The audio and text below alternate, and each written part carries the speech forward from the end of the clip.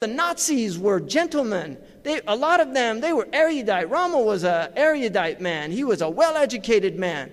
Hitler was a vegetarian. He loved dogs. He loved children. There's all those nice pictures of him with children patting their heads. Goebbels was a PhD in philosophy. These were people that listened to Wagner and Strauss. They were educated people, erudite people, but they were barbarians. And it's not progress if the cannibal's eating with forks. He's still a cannibal.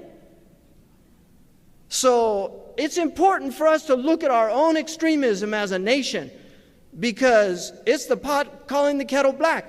You know, this guy that hacked some guy to death in England recently, that is a barbarian act. But it's a barbarian act where the barbarity is it's clear.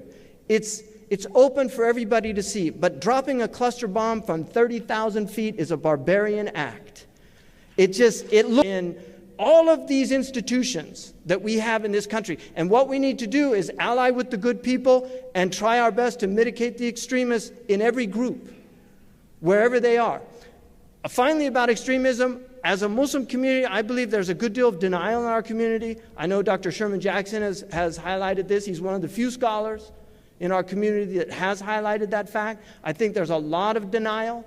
I got a letter a few years back from a Somalian American who had gone to Somalia, and he wrote me a letter and he said, I used to think that this whole argument about extremism was a Western fabrication, but I have seen firsthand what extremist ideas do in my own country of origin.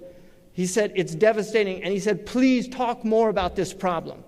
We have extremists in many Muslim countries now, and there are people that are getting more extreme because the circumstances are getting more extreme.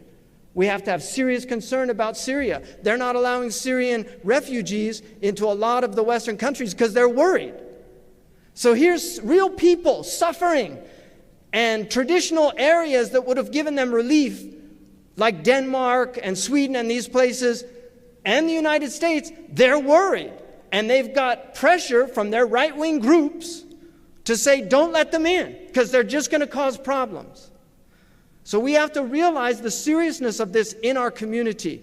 Our imams need to be much more educated about these problems.